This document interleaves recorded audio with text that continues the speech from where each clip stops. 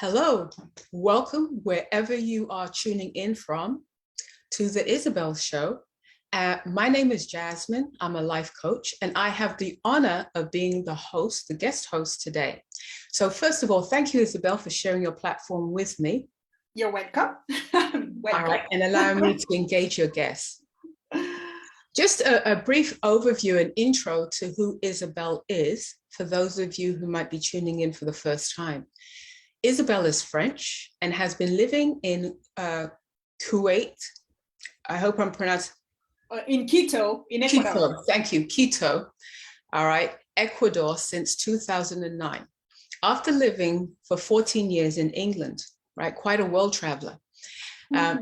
She did tour South America, backpacking on her own, and fell in love with Ecuador. All right, so Ecuador, it sounds like you're a really special place. It is. Come and visit. All right, I may take you up on that. I'm looking to fill my passport after spending so many years in quarantine. All right, now her true home. She studied trade business and worked in different industries, but the last company she worked for was in England, had a philosophy that impacted her. All the key jobs were managed by women. It did inspire her, and she decided to become a woman's empowerment coach and created her company. I'm going to let you pronounce that for us because I want to do it justice. Phoenix Coaching and Training. Wonderful. She uses her caring and intuitive listening skills to help women shed light on their blocks, their fears, their negative patterns. She also combines her art and coaching to accompany with them in a magical journey of discovery and introspection. They can reclaim their true selves and rise to conquer the world. Isabelle hosts a weekly talk show, so we hope that if this is your first time, you'll be back, same channel, every week, in which she invites international coaches, experts on business and self-development. But today, she will be the guest, and we are going to learn about befriending your inner critic. Now, this is one thing I think that most women, regardless of where they're from, can relate to, right? Is that voice, chatter, chatter, chatter. You're not doing it enough. You're not good enough. So Isabelle, tell us, how are we going to learn to befriend our inner critic? Well, I'm going to give you some tips today. So, before we start, usually in the talk show, I do a presentation, but today I want to include an exercise. So get a piece of paper, some markers, pens, whatever, and then we are going to draw because I like art, and we don't have to be an artist. So just draw what you feel, but I'm going to guide you with an exercise. But before we do that, I'm going to talk about inner critic. And I'm sure, Jasmine, you've had some nagging thoughts that you're not good enough, or you should have done this, or done that, or you've been assaulted by self-doubts. I'm sure you have, haven't you? Oh, absolutely. And as a mother as well, not just a woman.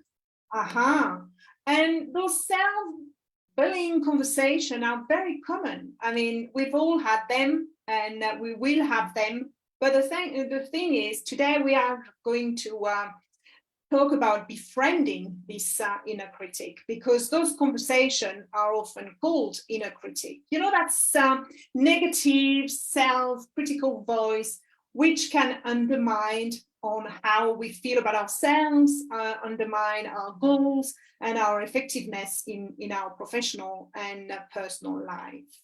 Yeah.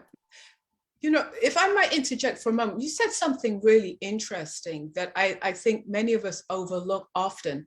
You said self-bullying, because that voice has the same impact as a bully. Would you just expand upon that a little bit? Well, it's the same as being so negative, as if somebody would tell you that you're stupid, you're ugly, you're fat, nobody likes you.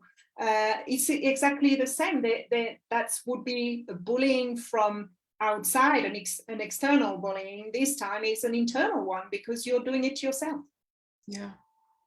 So, And the sad thing is we can get away from an external bully, but that internal bully is always with us, right? well, let's see how we can befriend it. Unless we learn how to befriend it. That's absolutely right. Thank you. Exactly. Until we learn to befriend. So let's move forward and learn how to befriend this inner bully. So before you're going to ask me, why should I befriend my inner critic, knowing that it's negative, can be scary, sometimes painful. But when we approach whatever things with empathy, rather than reaction, we learn more about ourselves, and it doesn't backfire as when you resist, it comes back and even sometimes stronger or even worse. So befriending our critic, inner critic, means that we learn to understand the critic, where it comes from. When does it show up? Is there a pattern? Is it in our professional life? Is it in our personal life, or doing an activity? Or was it something we were told when we were young, a child? Or we were in a situation and our mind recorded that situation, and suddenly it's just like, oh, I can't do it anymore. And as well, by befriending our inner critic, we're not controlled by those reaction and the reaction of our inner critic. We have the choice to listen or not to listen. Mm-hmm. You mentioned empathy. How do we begin to practice empathy for ourselves? Well, change the way you look at your inner critic, because your inner critic, in a way, it's here to protect you. It's trying, in its scary and painful and ineffective way to take care of you, because it will scan threats, potential dangers, past problems. So honor the fact that your inner critic is trying to look after you.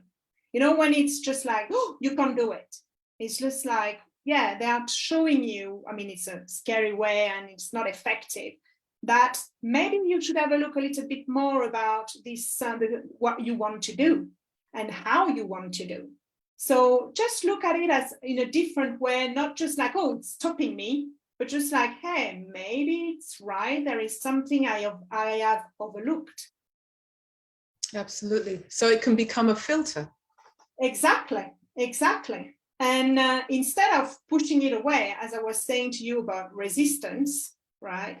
Just invite it and have a conversation with your inner critic. And listen to it and analyze when it shows up. Because sometimes it's a pattern. It might be regarding a new situation, or you've got a new job, or you're in a situation you've never been in. So obviously you are afraid, and your inner critic is just like, you're not going to do it. And I always say to my clients, I'm not going to do it yet. So with that yet, it's just like, okay, so I've got the choice to maybe look for help or go on a course to get information. So look at the critic with an empathic way as protecting us or giving us information. Nice. I appreciate that, having the conversation. What are some of the questions that we can ask to begin that conversation with the inner critic? Well, let's first draw our monster. That's my second tip and this exercise, and we are going to ask questions. So the first thing is to draw your monster without thinking, just like draw a monster. It could be, I don't know, like a little evil, or could be something totally different, like a gremlins. You actually draw the monster which represents your inner critic. And for the sake of this exercise, I'm not going to talk about inner critic, and I'm going to talk about monster. You can even use your non-dominant hand. So that's quite fun, just do it in a different way. Not, I'm right-handed, so I would use my left hand. So draw your monster. Could have, I don't know, like spiky hairs or whatever. It's your own monster. And for the people watching in replay, you can just stop the video and do the exercise. And people joining us today, well, do the exercise and you can always go back to the drawing later on. Okay. Okay, and you can add some phrases. You know, the phrases your monster says to you. I don't know, it could be you're not good enough, you're stupid, you should have done this, you could have done that, you're ugly, you look fat, nobody likes you. Anything your monster will tell you.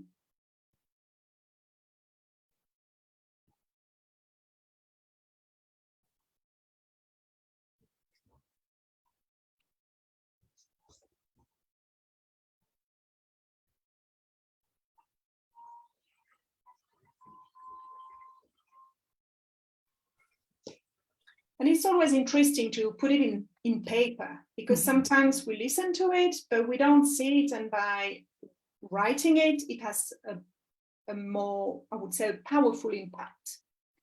So now my third tip is to ask your monster those two questions. But before you do, why don't you give it a name? What would be your monster's name? For example, mine is called Critical Jane. Yeah. Part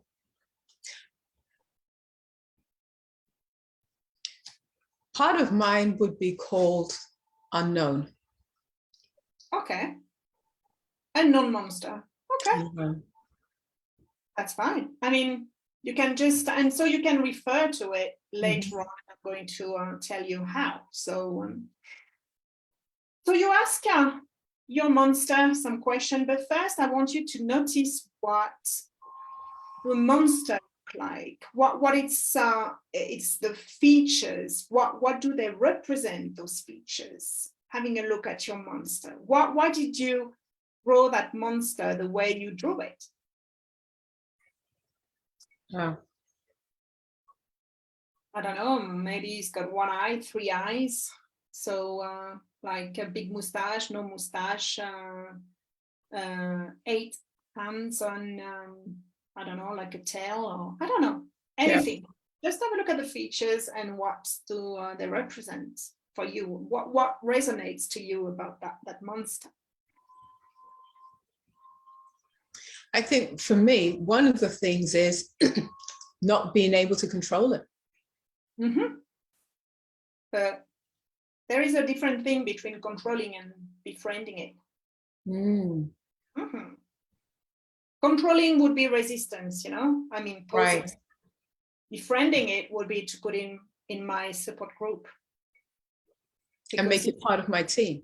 Exactly.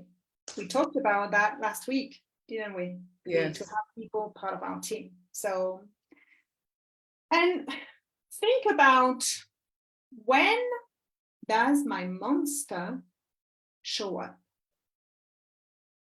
Yep. Is it always in the same situation or different situation? Is it the same phrase, you know, coming up? So having a look if there is a pattern. So it's easy to just say afterwards to your monster, hey, listen, I know you will come up for that situation, but don't worry. Thank you, but I can handle it.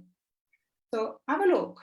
And maybe having a look as well at where it comes from. Could be like, as I was saying, like an experience, could be like a comment you received when you were little, and realizing, is that true?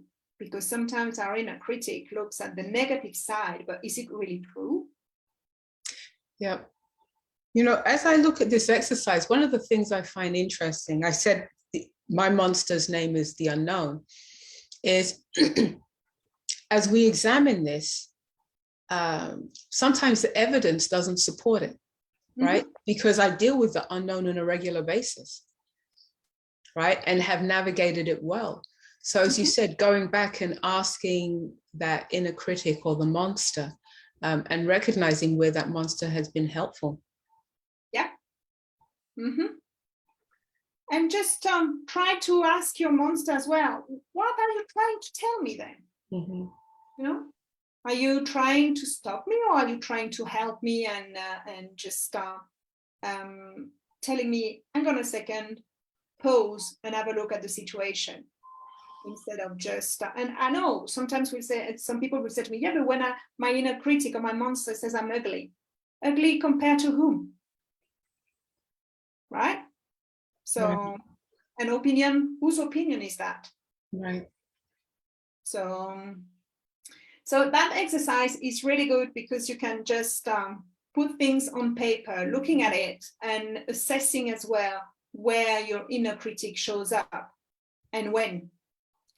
And then just, you have the choice. As I've always said, you have the choice to listen or to just say, okay, thanks for the warning. Thanks for what you said to me, but I'm going to handle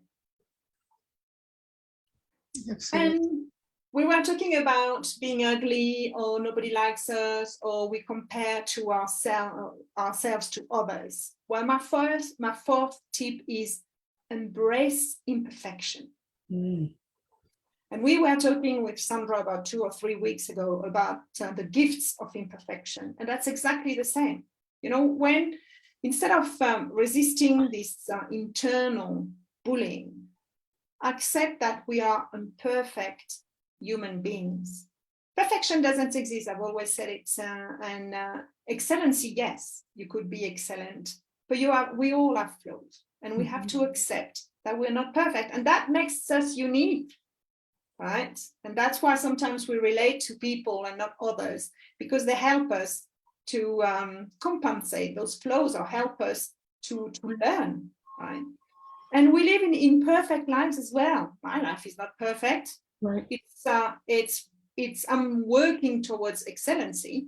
I want to live in excellency, but perfection there isn't. There is always be something which is not there, but I can find something else to compensate. So regarding embracing imperfection, is like, I would advise you to pause first, to gently ask the question to yourself, what do I need now? You know, when that inner critic is coming, that monster is coming, just say, thank you, okay, but what do I need now? Right. Yes. And as well, just think that it's a learning curve. So we are at the right moment, at the right place. Mm. And looking at the fact that we've paused and we've accepted that we are not perfect, and we are in the right place at the right moment, means that we're going to learn something out of it. So it's changing the mindset of saying, oh, well, I push it away, I don't want to know, as, okay, I listen to you, I know I'm in the right place, why do I have to learn, and what do I need? It's beautifully said. Thank you so much. Just, you mentioned some things, one of which was comparing ourselves to what? And that so often is a challenge that women have. Mm-hmm. In your coaching, how do you support people seeing other women as community partners rather than their competition? Look at their qualities, at their values, their skills, and how they can help each other. So, for example, my client, I would just say, hey, what quality do you have? What values and what can you offer to the other person? And what can the other lady can offer to you?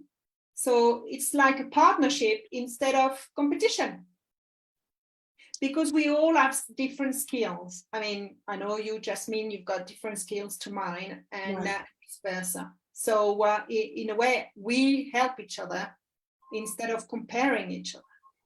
Yeah, and that's a good point, because it takes a measure, I think, of self-awareness to see women as community growth partners rather than competition. And how do you help women with that, with your programs? Well, what I do, as I said to you, we go through the list of their values, their skills, their qualities, right? And what they can offer, and all they've achieved as well. They achieved in the past.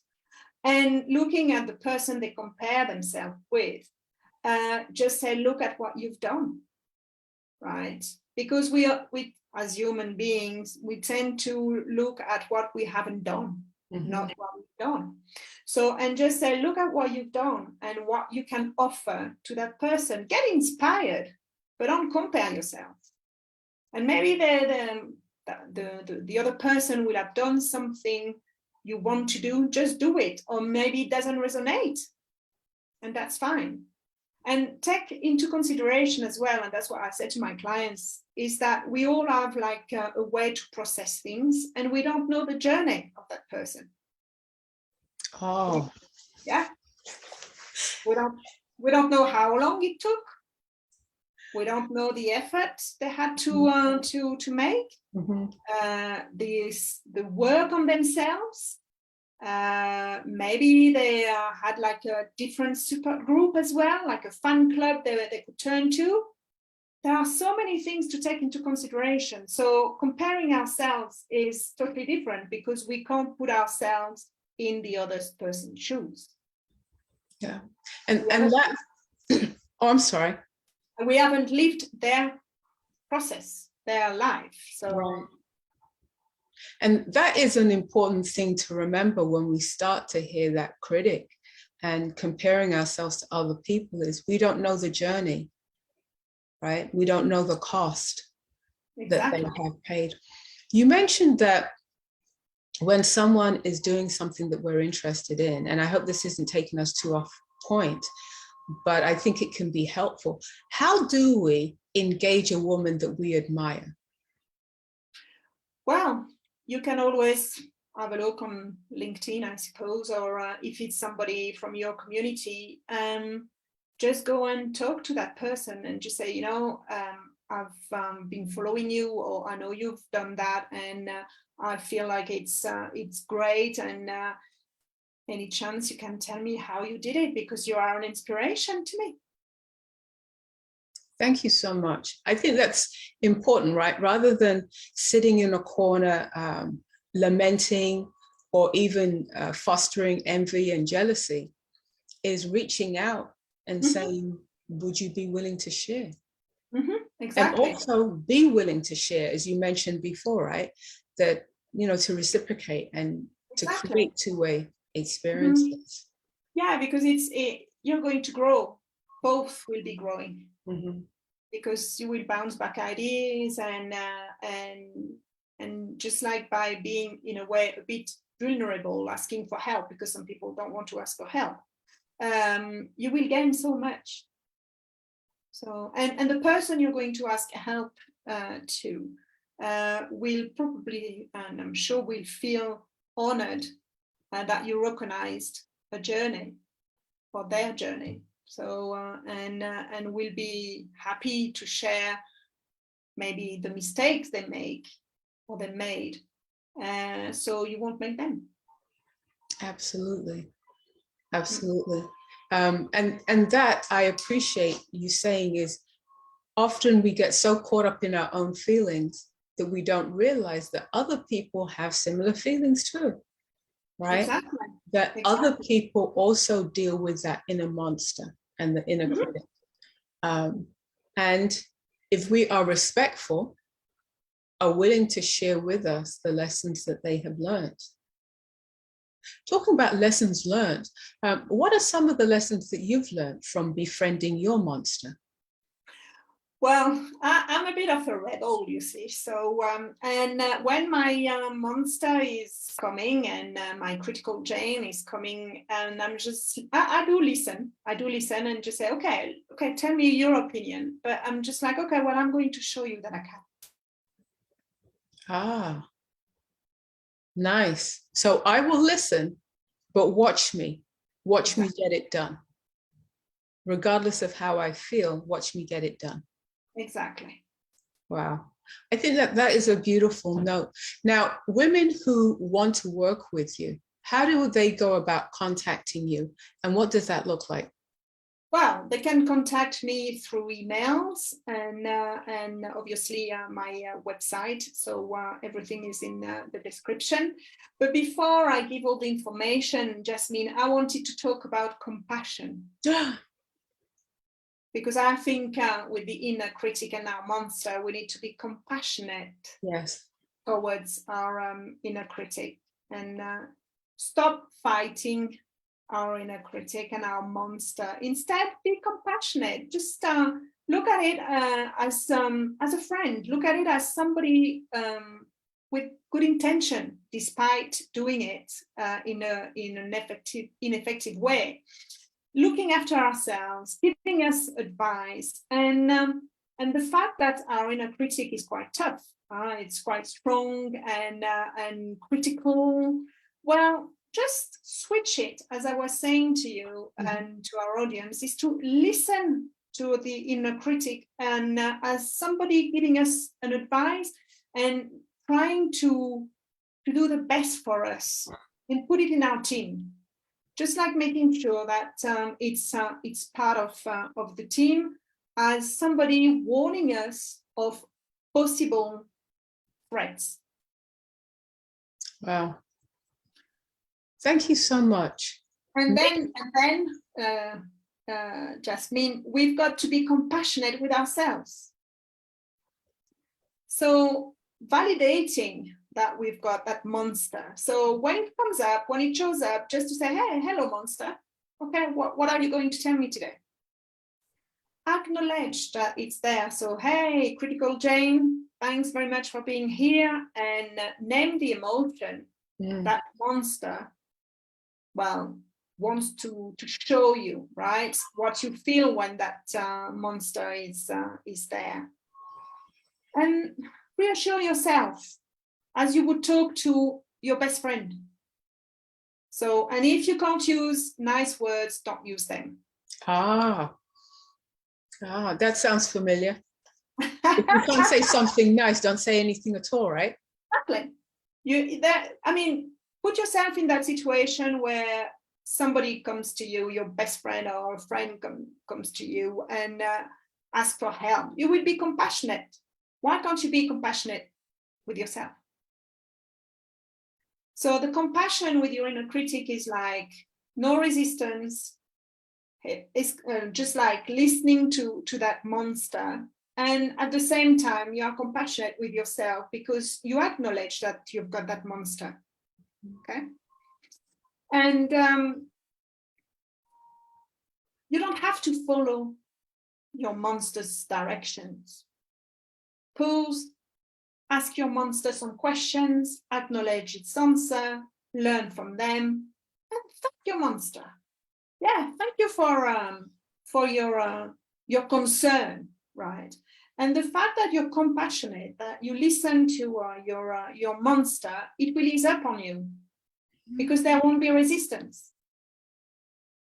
It will be just like, okay, I'm giving you my advice, and well, that's it. And for me, I always remember that my monster is here to help me. Critical Jane is always here to just say, hey, stop. So I've decided to put her on my team. She's in my team. She's part of my team, my circuit group, where she's the one in a way warning me. Right?